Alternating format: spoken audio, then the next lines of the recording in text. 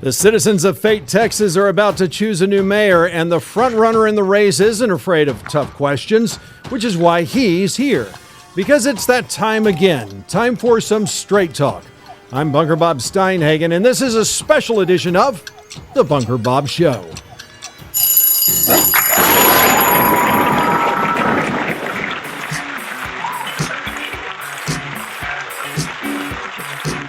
Greetings, thrill seekers, music lovers, conversationalists from across the fruited plains of the great state of Texas. I am your host, Bunker Bob Steinhagen, bringing you an in-depth look at the frontrunner running for mayor of Fate. I'm grateful to have you watching today on the Bunker Cam via Rumble, YouTube, or Facebook, and welcome my podcast listeners who are out walking, driving in their cars, or wherever they're listening via Spreaker, Spotify, Google Podcast, Apple Podcast, Deezer, iHeartRadio, Podchaser, Podcast Addict, just to name a few. Well, this is the fifth election season that I have held these forums, which provides candidates the opportunity to put their best foot forward, and is why, as I have always done, along with the invitation to participate, each candidate in the race received a copy of the questions to help them decide if they want to participate, which also helps ensure that you'll only hear from serious candidates that are willing to answer hard questions. Now, rather than trying to cover countless questions that limit candidates to short-form answers, I focused on 10, including one that allows each candidate to speak to issues that may go unaddressed, all without time constraints, so we can drill down on each issue. However, when a candidate goes especially long or meanders off topic, and sometimes they do, it will be edited down for time while ensuring that the key points remain.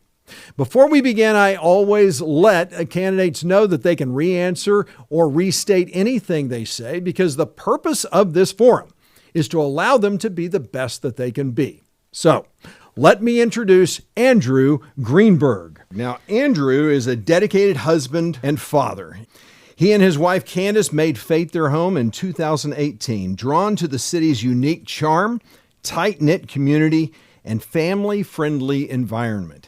Since then, they've built their life here, raising their 3 daughters and immersing themselves in the values that make Fate a special place to live. Professionally, Andrew built his career as a government and economics professor at Dallas College, where he has spent years teaching the importance of responsible governance, economic literacy, and the need for active civic engagement, which leads to my first question. How many economists does it take to screw in a light bulb? First, assume a light bulb. Now, see, he got that, but no one else would ever get that joke. All right, moving on. He believes that local leadership should always be transparent, accountable, and focused on preserving the qualities that make a city great, while also ensuring growth is thoughtful and sustainable. Andrew is also an active member of the community, serving as Rockwall GOP precinct chair, where he works with local residents on issues that impact both Fate and the broader state and nation. A precinct chair, by the way, is one of the most important roles that we have in the Republican Party. So thank you for stepping up in that. Absolutely. That's a huge deal. Thank you. His deep involvement in both local and larger scale issues show his dedication to fostering a community-oriented approach to leadership. Andrew and his family are active members of First Baptist Church in Rockwall. He and Candace are raising 3 beautiful daughters, Jocelyn, who is 7, Violet, 4, and Caroline, 2, all of whom are in dance. You say that you're wondering if there's a Dance Dad support group. I would imagine that's true. Well, help me find it. Help me find it, because I need it. Yeah, I imagine so. Wow, that's a lot of energy in that house. Yes, it is. Yes, it is. And we're in competition season right now. Oh, so no. Costumes are all over the house. The props are all over the house. But you know what? I love it. Their energy I feed off of, and so it works out great. I love having 3 little girls running around the house. It's awesome. Oh, man, it sounds great. Well, his priorities as a candidate are clear: ensuring Fate remains a safe and welcoming place, supporting local businesses, and making sure every decision made by local government reflects the needs of the people. Andrew is committed to maintaining the city's unique charm while fostering a government that is open, transparent, and focused on creating opportunities that benefit all residents. Andrew, great to have you on the show today. Thank you very much. Glad to be here. All right. Well, the first question is an easy one. Why are you running? I'm running for mayor of Fate because, a couple of reasons. So I've lived in Fate since 2018, and about 2020, 2021, I started to get a little bit more involved. I wanted to get a little bit more involved. I had the thought process that it's hard just to teach this stuff and teach civic engagement without, putting myself forward as a potential candidate. So I started meeting with current city officials. I'd meet with others in the community, whether it was county, party politics, whether it was current city council members, the mayor, and just started asking questions first, just to get a lay of the land, see kind of what was going on. Seeing how you could connect a city issue to a state issue. I was fortunate enough to get to take students several times down to Austin and got to meet with our representatives there. Both, I will say, both with the representatives that the students had in Mesquite, Texas, different than, of course, Rockwall County. But I will say our former state representative, Justin Holland, would always come and greet our students as well. I always appreciated that. It made me look good as the teacher when people were coming off the floor saying, hey, are these your students? I get to go back, and that was really nice to be able to say, yeah, I know that guy. So that was kind of cool to see with administration. But anyway, getting to see how all of the different levels of government, the spheres of government, were separate but also connected. And so kind of combining that all together, I thought, you know what, I want to get involved. I was planning to get involved actually last year. My father-in-law had cancer and unfortunately passed last year. And so during that period, that was very difficult. And so there weren't any real political aspirations at that point. But since that has passed, and he is now in the presence of Jesus Christ, doing better than all of us down here on earth right now. Amen. But really, just with talking to my wife about it and listening to her say things like, you have a lot of opinions, you have a lot of thoughts, you talk about this a lot. Why don't you actually move forward with it? And family and friends saying the same thing. I thought, you know what, now is a good opportunity to get involved. Fate is also unique because of our decisions that have been made. And I'm sure we'll talk about this in a few questions down the line, but decisions that were made maybe 15 years ago, 20 years ago, we're still seeing, which presents some challenges, presents some opportunities, but also if you look at the demographics of Fate, Fate is a late 30s community. That's the average age in Fate. I'm 37 years old. And so having an opportunity to help guide the community in which I live into the future is very exciting.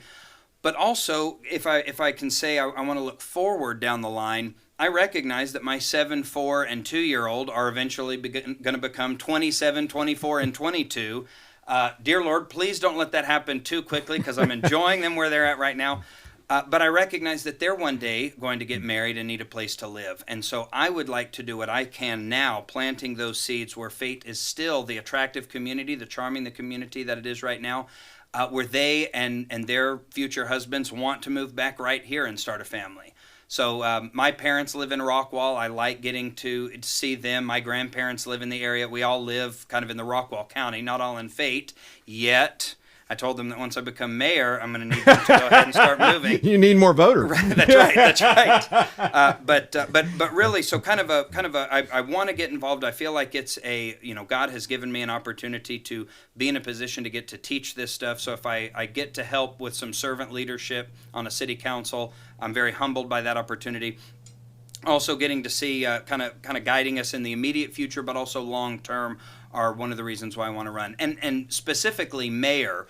The cool thing about the mayor's position is you just get a little bit. It's a mayor council relationship, right? So I mean, it's I have no more power than anybody else on council in terms of 7 votes are going to drive the city. You need 4, whether I'm on the minority side, the majority. My vote doesn't count as 2. It doesn't count as 1.5. But As mayor, you do have an opportunity to reach out and talk to the public a little bit more. If you say almost like the face of the city council, that's a big responsibility, and I'm up to that challenge in meeting it so that when somebody comes up to me, that this is my job every day.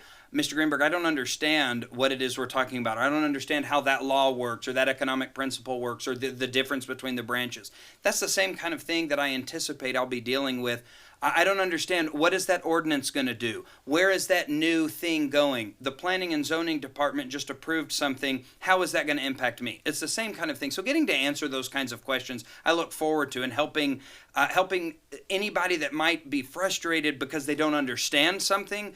Well, once you understand it, that frustration goes away. And so I look forward to getting to do that as with my time on council. And it is an open seat. David's not, I think he's term limited. Is that right? He's actually not term limited. He's not. Okay. He chose not to run for re-election, I think, and he'll talk about this more, I'm sure, in the coming weeks. But he very much believes that he has served on council for a while, believes that at points you need to turn over the reins.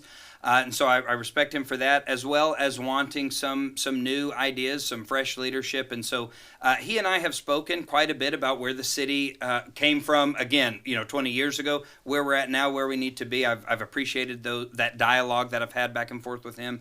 But I think he's looking at it as a way to say, hey, if I know that I can leave the city in good hands, I'm happy with that. And leading us to the decisions that whatever the state decides this legislative session, it'll be on our backs to look at. So yeah, you're not kidding. There's a little bit of that there too, but I say that in jest. But no, he is voluntarily not seeking re-election. Okay, well, very good. Thank you. Although the race for mayor is technically a nonpartisan one, which political party best reflects your values? Now, I already know what that is. You're a precinct chair for the GOP, but why are you a Republican and not a Democrat? So with the precinct chair situation, having been a lifelong Republican voter, the reason I'm a Republican is because I genuinely believe that the Republican Party is best suited to look at the way our founders intended for the government to operate and is the best vision of those available. I don't agree with all of the Republican Party in terms of how, every single person who's a Republican. I think that there's work that we need to do, but by and large, a limited government, individual responsibility, personal freedom approach to how we want to govern is, I think, the most important, and the Republican Party stands for those. Platform-wise, we look great. Acting on that platform, do we have issues at the state and the national level? Of course. But that doesn't mean that we should, I think that doesn't mean we should abandon the party. It means we should be more involved with the party and start steering it back in that direction that we think, hey, you've gone astray a little bit here. Let's inch you back this way and get you back on track. Kind of the Reagan ideal that you speak with bold colors, not soft pastels, that we, instead of leaving the party, he said, we're going to bring it back. Absolutely. And I think even when you see what Trump has done in encouraging people who would never have before been part of the Republican Party are Republicans now, and they're excited about it. And it's not, and one thing that I think has been very interesting is seeing that a lot of these people that, and they'll use the vernacular, I finally woke up, or my eyes were open, however you want to look at that. One thing that they're saying is not, well, I'll vote for Trump as long as he's in office, but then I'll probably go back to voting Democrat. No, they don't say that. They're starting to recognize both policies, attitudes, what different planks on the platform represent. It's been an eye-opening experience, and it's showing that, hey, there's another set of values that we could latch ourselves onto here. And I think that's what's great. That's one of the reasons why we should all love the Trump presidency outside of even the individual things that he's doing on a daily basis. Yeah.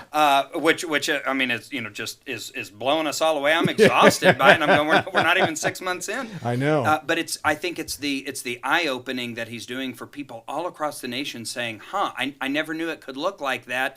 That's a valid point, and now you've actually changed a voter's mind. It's interesting because for years we've had Texas has the strongest, I think, most conservative platform. Absolutely. Nationally, we've had a fairly conservative platform. In this last national convention, Trump basically watered it down tremendously. But what's interesting about him is he's less concerned about the platform. He just does the things that were in the platform, right? Because he doesn't want to be constrained. All these years, I've been so frustrated watching Republican after Republican take office and look at the platform and say, we're not doing what the platform says to do. Now we have a president who says, ignore the platform. We're going to do the right thing the right way. And even the things that I might disagree with, or that maybe Texas Republicans, Texas conservatives may disagree with, there are always going to be things here and there.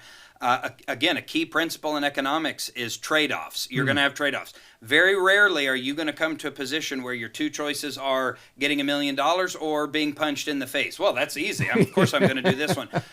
Most often we have to decide, hey, I'm not going to get everything I want, but man, with this guy in the White House right now, we sure are getting a lot. And for the things I'm not getting, is it as critical to make a big fuss over it today and potentially slow down the agenda that's moving? Or can I get on board with that? And then let's see, if that's not what Trump wants to focus on, is he setting it up for maybe J.D. Vance or another Republican? But if we continue to move that ball down the field, let's go with it. Let's not try to fight ourselves right now. Let's move with that momentum. If it gets to a point where we're at a standstill, we'll adjust. But until then, let's just enjoy this this movement that we haven't seen in a long time. Love it. Excellent. All right, Andrew, what is your vision for the city of Fate? My vision for the city is to growth is going to happen. But let's grow in such a way where we maintain why people moved to Fate instead of all the way out to Roy City or choosing to stay in Rockwall. And what I think that looks like is making sure that we're building the types of homes that can support families, that we're supporting the whether local government programming, we're supporting an environment where small businesses can come in. I don't like the idea of anybody who wants to start a business in Rockwall saying, okay, well, we may have to go out to Dallas or somewhere else. Not saying that Rockwall or Heath or Roy City or any of the others, McClendon, Chisholm, are bad places.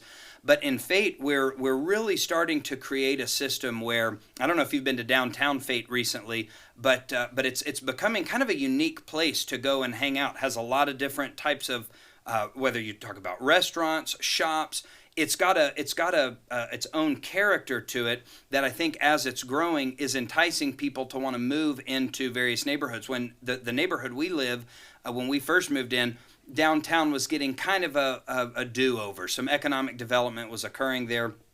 I was looking into it a little bit. I knew it was going to be exciting, but didn't necessarily know what was coming.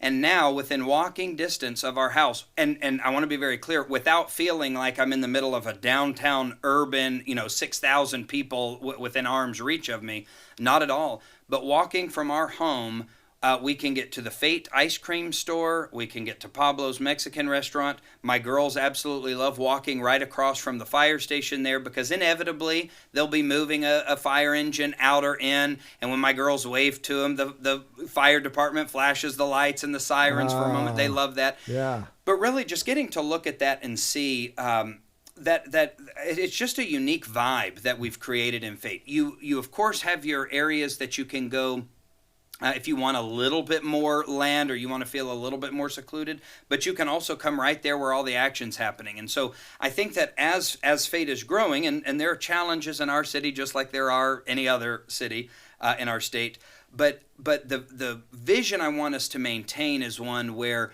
we maintain a small feel, and if that doesn't mean, well, something big is going there, or now that we have some apartments that have come up, how are we going to maintain that small feel? It might not be that the entire geographic area of Fate feels like a small town anymore, but how we're building and how we're growing, there are going to be pockets that maintain that charm, much to the extent like how we see other cities around us, like in the Collin County area, where they have grown, and maybe it's not the most ideal to grow. Do we wish that we could build the wall around Fate and say, all right, we're full? But it gives, there are still areas where you want to go because people know, hey, there's a charm there, or they kept something unique in McKinney, or that kind of thing, to use an example. They kept something unique, and so I think that we have a city staff that recognizes that. I think we've had some on council that have seen, hey, we don't want to just look like every other city that's growing, but rather to keep Fate the kind of place, and I'll use the example that that you live close enough to work in Dallas if that's where you want to work, but you also live in such a place where you could walk to the local ice cream store. I think that being able to blend those two together would make Fate, would keep Fate a thriving place to live and call home. I love it, and so I want to make sure I do that for all of our residents who want that lifestyle. Wonderful. Great vision for the people. Well, how often do you attend city council meetings, and what have you learned from that experience? So I've been attending city council meetings a little bit more regularly for a while now. As precinct chair, our precinct meetings would fall on a city council day, so that limited my ability to get to all of the city council meetings. But for about the past 6 months, I've spoken with leadership in the Rockwall GOP, and they have said, hey, go to your city council meetings, go to the regularly scheduled meetings, the special meetings that happen. And so I've been going to those. And one thing I've learned is, actually, there are a couple of things that I'd like to talk about. Number one, oftentimes, many of the city council members find out some information through questions that are asked, questions that a resident who's attending the city council, or as you're sitting behind the dais and I have a question. Hey, let me ask the city manager or the city attorney. A lot of times the information that city council finds out may be at the same time that the resident would find out. And so that's been interesting, because I'll approach a few of the city council members after and I'll say, oh, okay, so about that, what are your thoughts moving forward? And they go, well, I want to find out some more information, which I think is great. I've enjoyed about all of our city staff are willing to say, I may not actually know the answer to that question, but I can find that out, rather than just spitballing something that sounds great, but we find out later, well, that wasn't right. So I've appreciated that with them. The second thing is that you definitely want to have a good working relationship with your city staff, your city manager especially, because those kinds of questions that you have when a citizen may not like the direction something's moving, if you don't know how to address it, having a good relationship with the city staff or the department that would handle that problem, I think can help resolve that issue quickly. Doesn't mean the issue is going to be resolved, of course, in a way where everybody's necessarily happy. But like I said earlier, I think some of the problem that we see, at least on the city level, is a lot of times people might just not understand the specifics. You sit and listen to a council member say, all right, I make a motion on agenda item 1138.602 to do this, and you've already lost some people. So what does that mean? How do you navigate through that? And so that a lot of times that would require, I can see where, this is where somebody would get a little confused. Hey, you know what? I'd be able to fix that right away. But then also I've noticed that you want to have a good working relationship with your council, because there have been some meetings that you can watch that you go, ooh, that seemed kind of stale. Do they like each other up there? And some of the meetings you're looking at, and they're making jokes back and forth. Yeah. I'm a people person first and foremost, so I'm hoping to have a good working relationship with everybody on the council, one that we can enjoy the process of governing the city and making these kinds of decisions that we have to make together. One thing that I think does present a challenge for our next, not just me as the hopeful mayor, but for the city council in general, we've had a consultant that's come in and has talked about, they've done a SWOT analysis. Strengths, weaknesses, opportunities, and threats. And one of the things that I think Fate is starting to see, and I would say that it's the growth, and it happens, but is a kind of a breakdown in some of the council and their relationships with the other. It definitely seems like it could kind of we could kind of see a division on council. And I desperately want to avoid that.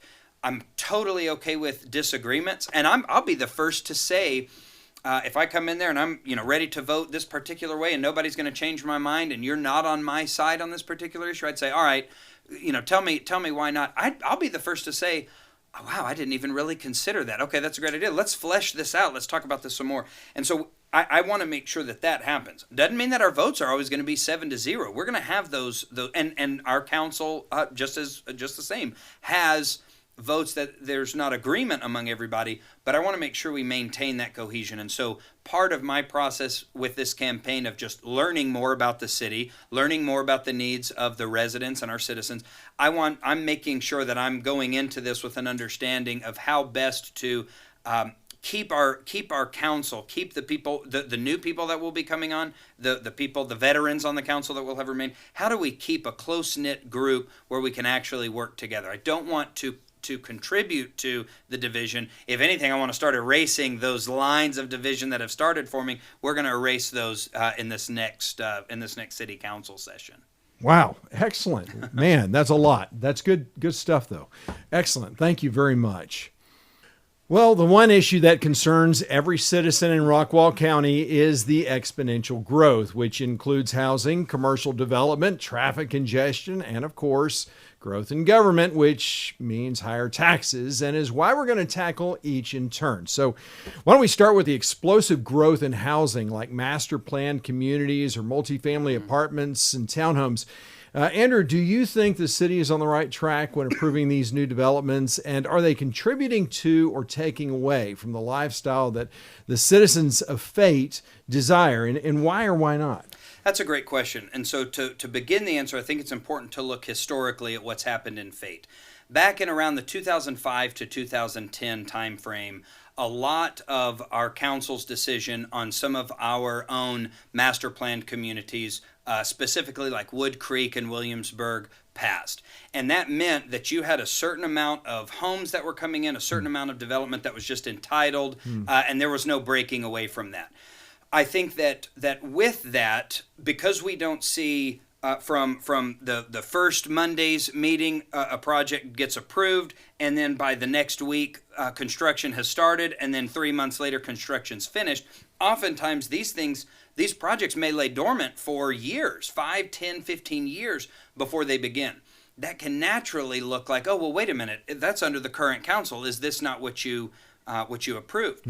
Now, I don't want to ever be accused of just saying, well, that was an old council, so that's not our fault. But I think it is important to recognize we have to work within our confines. So Fate, for example, most of Fate, and again, I'm kind of generalizing here for the purpose of ease of understanding. Fate, the amount of land that could be developed is in 4 main groups, 4 families, 2 commercial, 2 residential.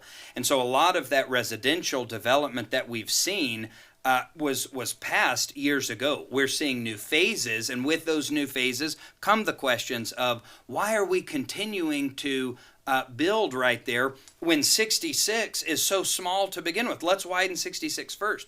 And unfortunately, in some of those cases, the answer to that is, well, we have to wait on the Texas Department of Transportation. We can't just go in and start building the road. And also, yes, Phase 7 might be under construction today, but Phase 7 was approved as part of the overall package back in 2010. And so with that, in terms of I would say we have to look and see what has council and multiple councils, right? Multiple councils, multiple mayors, what have they done since then to maybe stem the tide of that what we would call excessive growth, which is hard to, because we're also dealing with the fact that we're doing some things right here in Texas. Everybody else is looking around saying, hey, we want what you have. And so, you get a bunch of California people who are selling their 3-bedroom, 2-bath home for $800,000, coming and buying all the nicer homes here. Yep. Excuse me. I do talk in one of my classes, we just discussed gerrymandering. Oh. And one of the things we talk about with gerrymandering is redistricting. And you can actually see on a map, look at a map of the United States, you can see the states that gain congressional seats, the states that are losing them, and you can say, where do you think all those people move to? I mean, it draws the arrow for you. So, of course, we're going to have that growth. Now, to your question on what are we doing about it moving forward? If we want to maintain, I believe if we want to maintain as low a tax rate as possible for our citizens, we do need to focus on commercial development that's going to bring in business, and through those sales taxes, that's going to increase what we need to continue to fund basic city services. So what that looks like specifically in terms of, if you were to lay out the city of Fate right here on a big map and say, all right, start sectioning off every square mile, what are we going to do with it? I don't have that answer, but I want to work with the people who, both the community and say, in terms of what is it we're wanting in these areas, the land that's left, that is going to come up to council to be voted on, or is going to go to planning and zoning to be discussed. Those plots, what does that piece of land need to look like, not just for, oh, we don't want to get too big too fast, of course, but what does that look like knowing full well 10 years down the line a future council is going to have to say, man, we're going to have to raise that tax rate, or you know what, we can keep that tax rate the same because look at all this sales revenue we have coming in. So I think that's an important aspect that needs to be addressed, that needs to be discussed quite regularly. And if that's done in such a way where we're balancing, I think our projections in FATE as it stands right now, and I'll find this specifically and put it on my website and on my Facebook page. 2027, I know that most of our land is going to have been spoken for in terms of our residential side of things. 2035, we should see about 80% of our residential housing, single-family homes, and of the last 20%, about 17% are apartments. And then about 3% townhomes. So FATE's not probably the place you want to go if you want the townhome life.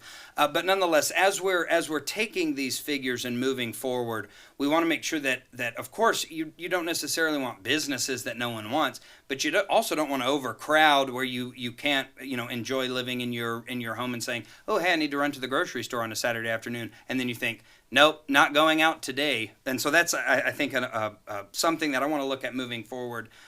With that. And then if you wouldn't mind, if that didn't answer everything of that question, I'd be more than happy to look more at a specific there as well. Well, the City of Fate is about to go and relook at its comprehensive plan. So, isn't that right? It's coming up. There are discussions looking at it. Yes, sir. Yeah. I think every 10 years. I think your 10 years is here. And so, what would you say to the citizens as far as high density developments, future high density development, MUD, for instance? I know that Fate is a little overrun with those. Any thoughts on that?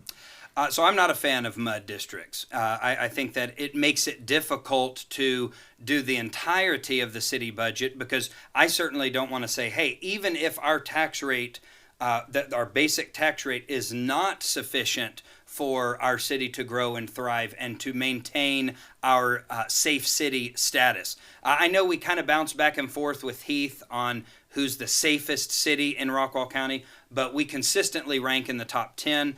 And so, according to SafeWise, and so to maintain that, if there was ever a point where we had to say, all right, with our growth, and I say this specifically like in recessionary periods where sales drop, we're in a position where my tax rate might be 25 cents. And so you look at that and you think, wow, that's really low, maybe compared to some other cities around. But we have a bunch of MUD districts that are also adding on their own 25 cents. Well, so now what that individual in that home is effectively paying is 50 cents. And of course, we're not counting county or school there. And so I don't want to have a cavalier attitude and say, well, hey, look, 25 as our base rate, that's low enough. Let's just go ahead and raise that, because at that point you really are talking about pricing people out of their home. So that's not an option for me. If we can help it at all costs, that would be the last thing I'd want to touch. And so I know that there's a lot of discussion on. And I got to say that's interesting, because it's almost as though the MUD districts that really contribute nothing to the city. Correct. You're basically kind of being the tail is wagging the dog, if you will. You could absolutely say that. Yeah. I've spoken with our city manager about that, and I've asked the questions.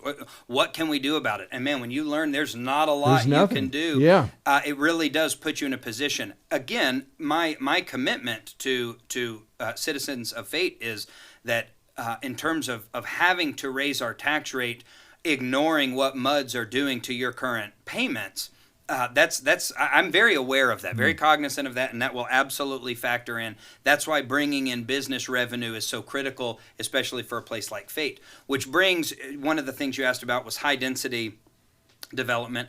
And so when we look at things like apartments, we recently saw Lafayette Crossing pass in Fate, which is going to be a huge development project. Many parts of it I would look at and say, man, that's going to be really exciting. Some aspects, again, I look at and go, I don't necessarily know that I love that. But I think when you look at it as a whole, it has a very strong potential to lift Fate out of that predicament we might be in the next 5-10 years or so of what are we going to do? We need more revenue. And instead of having to rely on the residents, we can rely on our business district. I know that with that, there are apartments that have now been entitled to the area. Fortunately, from my understandings and talking with current council members and current city staff, I want to know more about this and what specifically we mean by it might not happen or it won't happen for X number of years.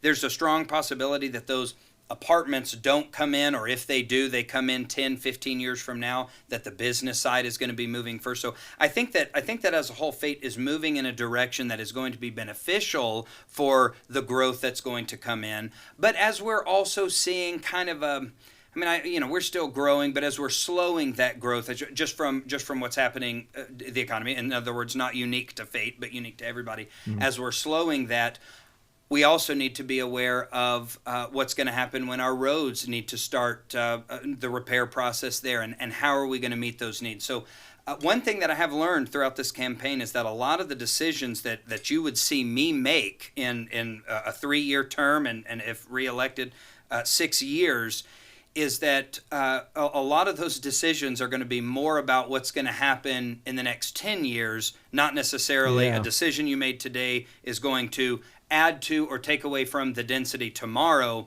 but rather what it's going to continue to look like down the line. Yeah, because the decisions you make today, you can't undo those. So you've got to be very careful about it. Absolutely. As you're learning and as the people are learning. Yeah. Absolutely. All right. Very good. Well, study after study shows that tax incentives don't pay off in real economic gains, but that hasn't stopped municipalities from offering tax breaks or even using taxpayer dollars to fund infrastructure projects as a way to attract commercial development in certain businesses.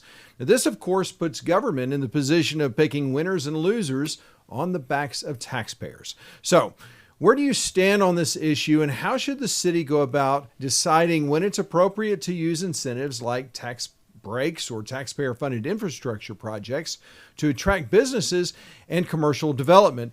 And Andrew, this question really kind of hones in directly on what we were just talking about as far as attracting and bringing in commercial development. Where are you on this issue? I completely agree. Study after study that show I am not for looking at a business that wants to come in and saying, hey, we're going to give you anything and everything you want. Just please promise you'll build it right there for the jobs. I think that contributes largely to a race to the bottom mentality.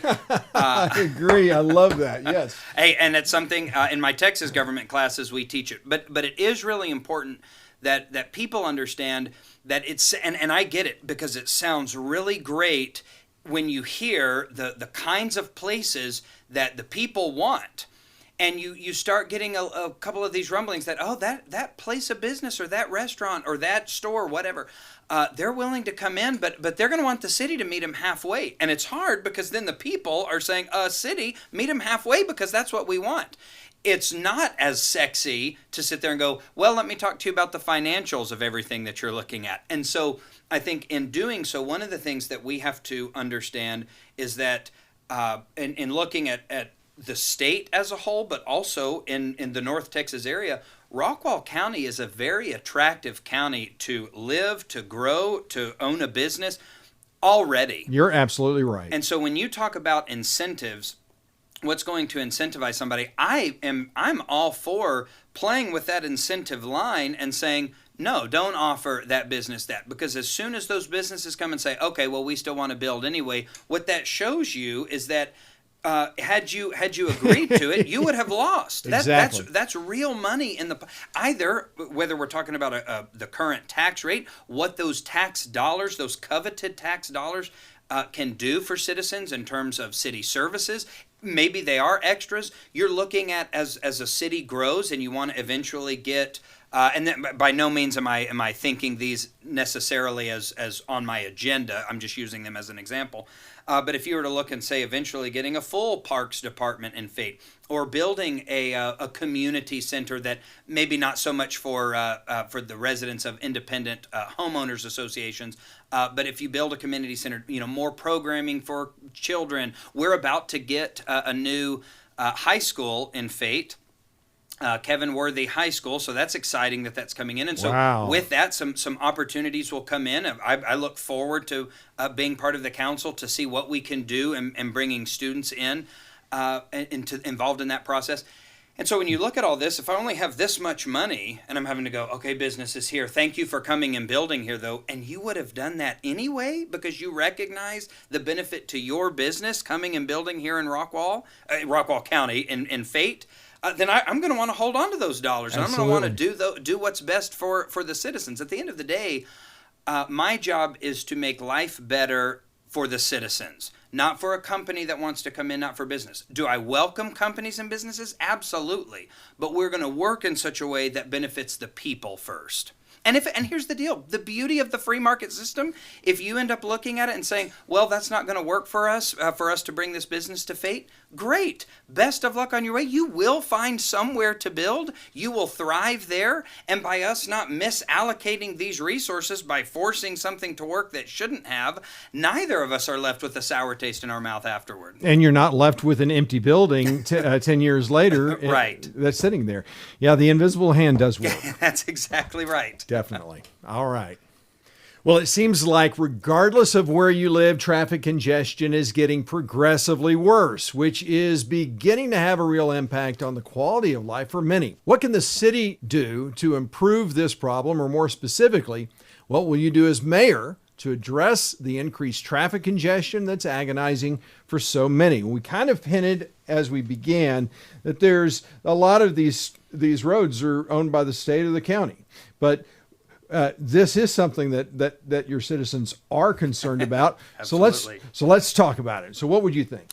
Well, so they're unfortunately, and not just money being the scarcity, the scarce resource here, but also in just the ability. If I were to send the Fate road crews out to I-30 and say, you know what, we're going to speed this process along, I don't want to end up in jail or being sued or anything like that. Yeah. But I think that, again, and I think a lot of this goes back to communication.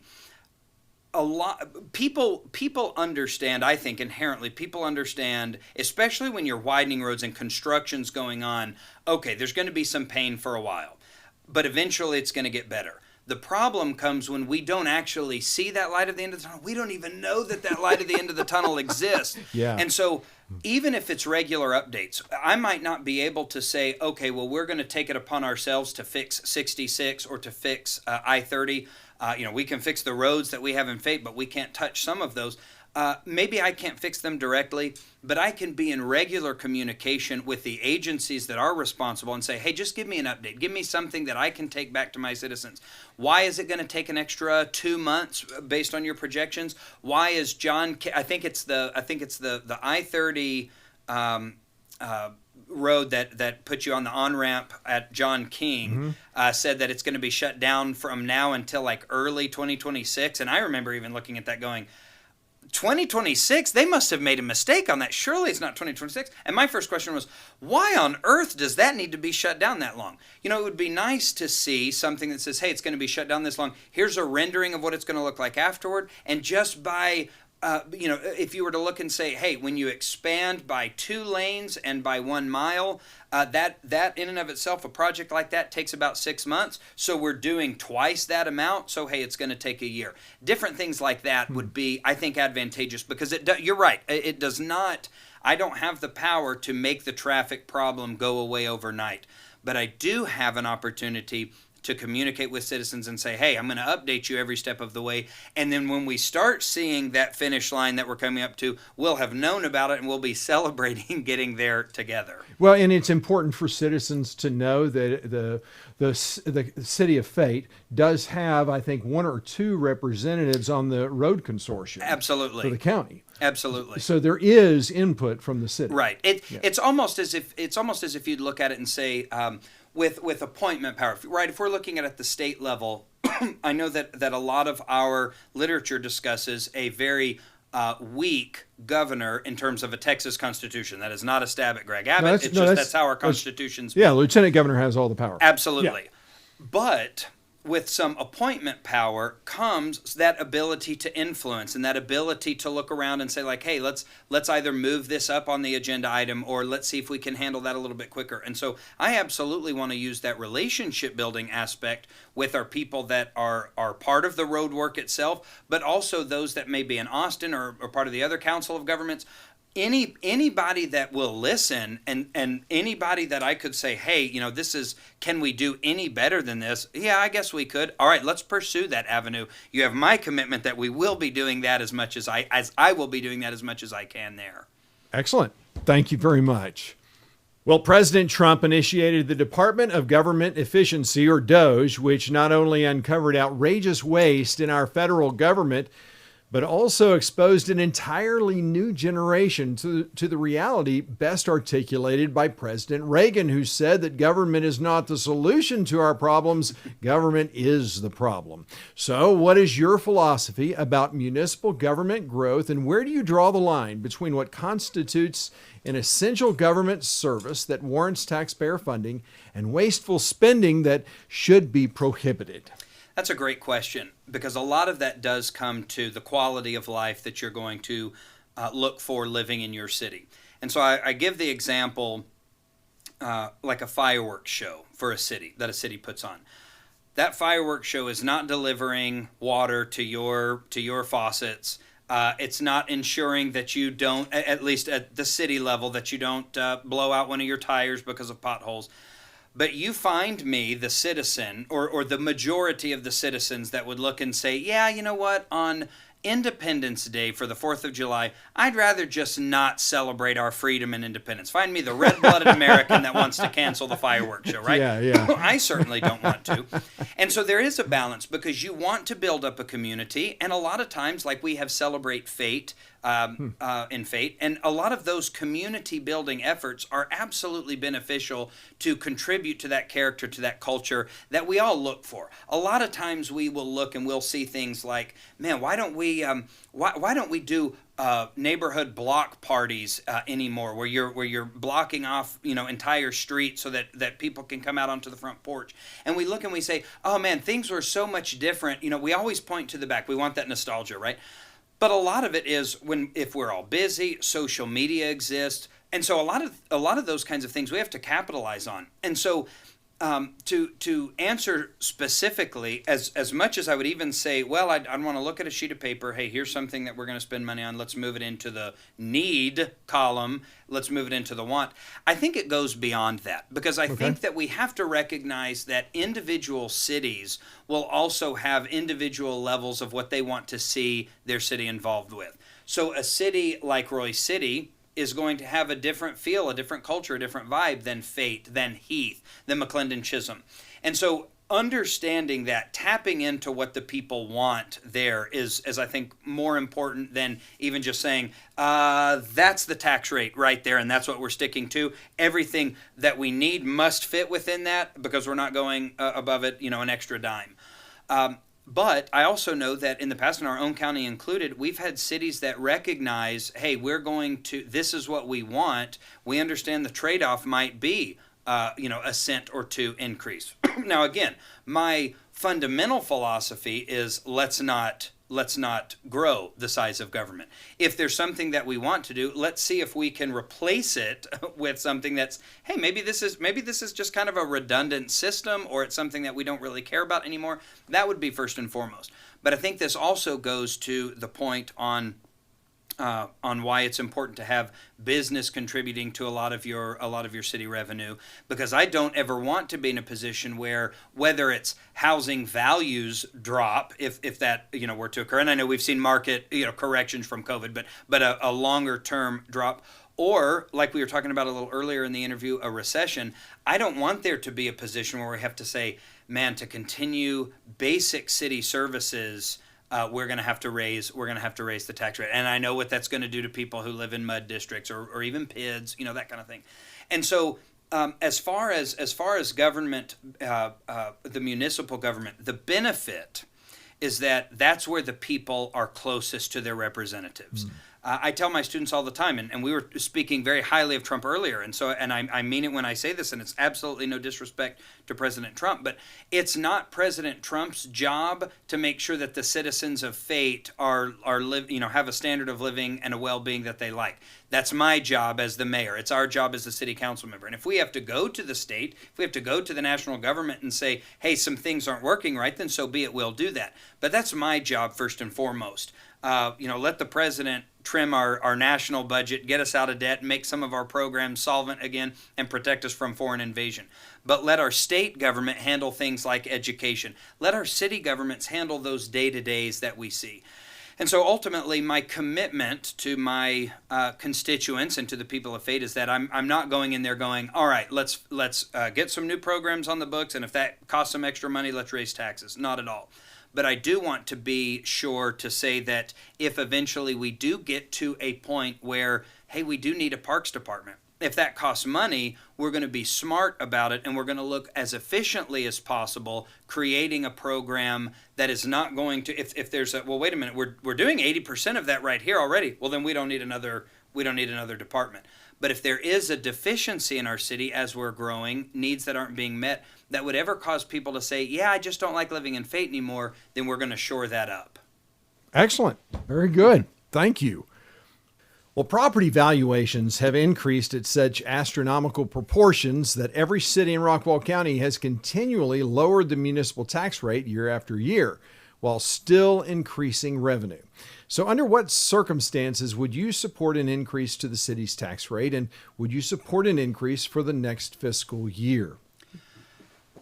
Great question. So again, I think that looking at increasing the tax rate would need to be done for one of two reasons. Number one, if we're facing a severe recession, if we get to a point where there's a recession and we're losing a lot of our sales tax revenue, and we're at a point where we can't provide those basic city services, then yes.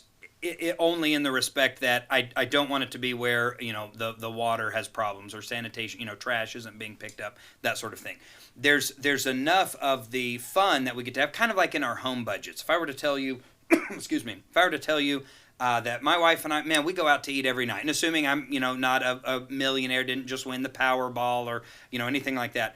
If I were to tell you, oh, we go out to eat every single night, first thing you'd probably do is say, is that the best use of your funds, do you think? Couldn't you do something else?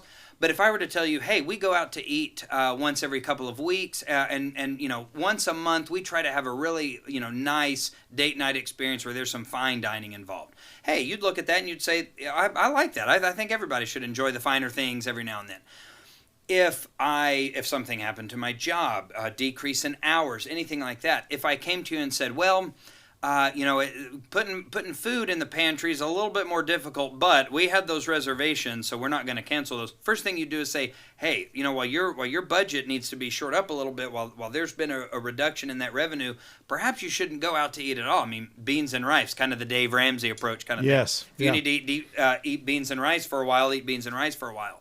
So some of those things that we like, that we see as a city, those fun things we like to do, that I think serves as kind of our natural buffer where we can trim those. It's uncomfortable. Nobody wants to have to celebrate Fate. Nobody wants to have to cut. And by no means am I anticipating cutting that during my tenure. No, of course not. No, right. But if it had to happen, if we're talking about by what metric would you raise the rate, I would rather see as property values increase, perhaps we get to a sweet spot where we're not having to, when property values were increasing at the rate they were during COVID. I mean, you were seeing people's tax bills double, right? I mean, or very close to. I would almost like to see as property values kind of normalize and they naturally increase, I'd like to keep our rate the same, so that do we bring in a little bit of extra revenue year after year? Sure. What's that doing? Well, every couple of years when we need that new police officer because we're growing, boom, we've got it in the budget. There's not the difficulty of saying, well, we've got to find it. Where are we going to find it from? And then eventually, when we're at a sustainable level, we do a great job. We have 120-day reserves in Fate, and that's we just had financial audit that turned out very well for our city, showing that it was a very good. We're on the great. Dave Ramsey's, to use him. Our emergency fund is well supplied, so that's great. But ultimately, to answer your question specifically, at which point would I ever see the need to raise the rate? That would have to almost be some kind of catastrophic situation where basic city services weren't going to be met. What about the next fiscal year? Do you see you having to raise the tax rate? I do need to get a little bit of clarification on a couple of things, but I'll say it in kind of the general sense of what I know right now. If we adopt the no new revenue rate with what we need in terms of police and fire, we are going to be looking at an additional need of about $700,000. Is that because you're going to now split the public service, that they're not going to be cross-dressers, as they say, well, for lack of a better term? That's what they call it, so I'm using their terms. But your police are actually going to be police only, and your fire are going to be fire only. Is that right? Moving in that direction, moving forward. Okay. Yes, that's exactly what we're looking at. And so looking at being able to find fire pretty quickly, but police being a little bit more difficult, that's presenting some challenges. And so I don't want to go in and adopt a rate that's going to harm us first thing going in for those essential city services. But at the same time, finding $700,000 with a budget of $14 million in a city that is already we're operating on fewer staff per thousand. We did drop. I want to say it was around like a 3.9 city staff to a 3.4. Doesn't sound like a lot if you don't know how city government works, but that's a pretty substantial decrease in the amount of city personnel that work per resident. And so as it already looks like we're trimming up where we can, I don't want to add unnecessary hurt to the budgeting process and potentially have to say to our public service, hey, let's hold off a year on hiring a new police officer, because I'm under the firm belief that once you start down the path of more crime, and of course not to say that that's going to turn into 16 burglaries every night by any means, but once you start down that path, it's hard to get back up. So you always want to be proactive in maintaining your city's safety. And so what that looks like, that's where I say I don't necessarily know. I've spoken with some of the current council members, both that are coming off the council, that are staying on. That's part of the budgeting workshop that's going on right now. And I know that the final decisions that will be made will be mine and the new council to make. We'll be the ones making that decision. I'm trying to figure out a little bit more in terms of that $700,000, if that is the correct projection. What are we doing about that? How vital is it that if we lose it now, is it gone forever kind of thing? Is it we can manage, but we'll definitely want to make sure that our next 2 to 3 years see an increase in business revenue or this side, that side. So I hope that answers it. I'm fundamentally against raising taxes, period. Would do so if an emergency situation were to occur and it was the difference between providing the absolute essentials, but also want to make sure that we're not just almost like I would say it, we're not too cavalier in just slashing the rate year after year to get to a point where we're going, oh man, had we just not slashed it last year, that would solve our budget shortfall that we're facing now, because now we are having to make those decisions that are not as fun or not as popular to make. Okay, very good. Thank you. Well, are there other issues that we haven't talked about that you plan to address if elected? As far as major issues, I wouldn't say so many major issues are going on in Fate, but one of the things that I look forward to doing is, and from a county-wide perspective, it's been very interesting. We're a close-knit county, and so you're driving along the road, and kind of where you leave Rockwall and get into Fate, or leave Fate and get into Roy City, because the political signs change, right? So that's how you get to see where you are. But interestingly enough, a lot of the signage has the same message now. And so one of the things that I want to do, one of the things that I want to focus on is really giving the citizens of Fate an opportunity to go and see what's happening in their city. So we have, you can look online and you can see a map. Perhaps it's not the most user-friendly. It's perhaps not the easiest to see and understand. And when I talk to people at their door, when I've been at forums or meet and greet gatherings, I tell them, would you like to see a map that you could essentially see, hey, here was a decision that was made in the past, here's a decision that was made now, here's something that, even though it was a decision that was made in the past, is going to be made in the future. Get kind of a layout of our city, but then also see, here's the undeveloped side. And when we talk about, hey, planning and zoning is about to look at this undeveloped side, or that nothing's necessarily been laid claim to yet, wouldn't you like to see what's going on there? But have it be something where it's relevant, not, well, lot 46J, we're going to look at planning and zoning tonight. Man, we don't really know what that means. So one of the things that I want to do is take our city and move it a little bit more toward maybe a user-friendly approach. Take what we've built and what our current council, current mayor, current city staff have built for us, and make it just a little bit easier for the average citizen to understand, because I think that you get engagement. I would say most people that don't come to a city council meeting, it really isn't, I don't think, because of well, I'm always busy on Monday nights with kids. Sure, we're all busy, but I think a lot of it is, yeah, if I went to that, I wouldn't understand what was going on. Thereby, there's no incentive for me to go. But how awesome would it be if we knew what was being discussed, we knew what it meant, there was a visual representation, and a lot of this I know is from my time in education. I look and go, man, that's a hard concept. You know what? I'm going to have a visual representation over here. I'm going to have 3 or 4 examples that I'm going to give over here. I'm going to have a hands-on activity that we're going to do in the class. But really, what I think that's a great way for a mayor to approach his city. Because if one of our biggest hurdles is people not understanding what a mayor, what a council, what a city manager does, well, then, of course, there's going to be more frustration, more confusion, and more of that, well, who can we turn to potentially fix these problems? And so that's what I want to see if in a 3-year period, and I'll know, I think, if I've done a good job, the people will want me to run for re-election and I'll win. But if we can make it a little bit, the process of understanding that a little bit easier to understand, I'd really like to see that for our city. So even an Aggie like me could understand. Now that's your test right there, okay? Absolutely. I will come back and ask you. I'll say, hey, what do you still not understand on this? And that'll give me a good metric by which to continue communicating. Yep. If you can get me to understand it, you're home free. Very good. Thank you, Andrew. Of course.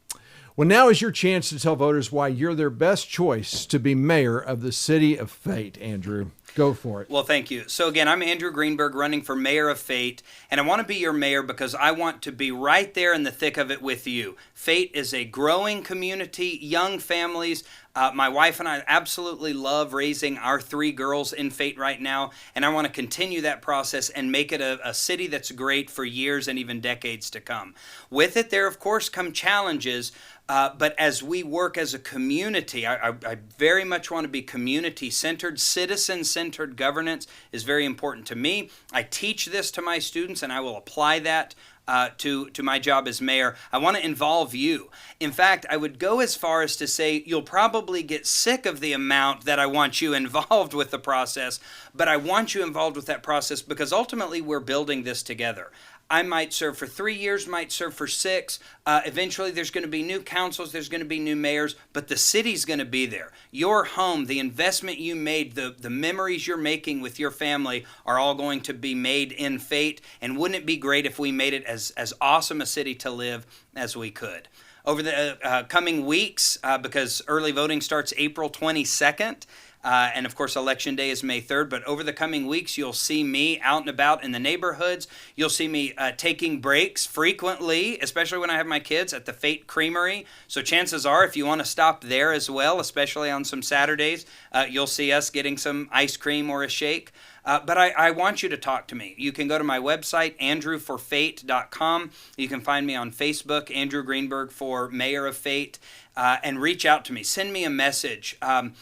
The best way I can connect with you is by you reaching out to me saying, hey, I have a question. Hey, I have a comment. I'm open to all of that. And ultimately, I want to take what I do every day as a living, help better explain concepts that students need to learn, and I want to make sure I'm giving back to Fate in such a way that you can look at that and say, I could see he gave back, and he did so in a way that involved me in that process. That's my number one goal, and I'd love to have your support in this coming election. Well, thank you, Andrew. And I hope that when you're elected, you'll come back on the show Absolutely. and use this as a platform as well to kind of update citizens on what's happening, because I'm fascinated by kind of your mindset, and it will be fun to actually put the theoretical into practice as you teach. Yeah. So excellent. Thank you very much. Absolutely. Andrew. I'd be happy to come back anytime. That'd be great. As you can tell, Andrew Greenberg truly desires to earn your vote. If you have more questions of him or wish to know more about his campaign, I post his links to his website and Facebook page in the description of today's show. Now, early voting begins on Monday, April 22nd, and goes through Tuesday, April 29th, with Election Day on Saturday, May 3rd. Now, you're watching this because you want to be an informed voter, so be sure to share the link to this program with your friends and neighbors who can vote in this race. So, until next time, I'm Bunker Bob Steinhagen, looking forward to seeing you at the polls. Blessings.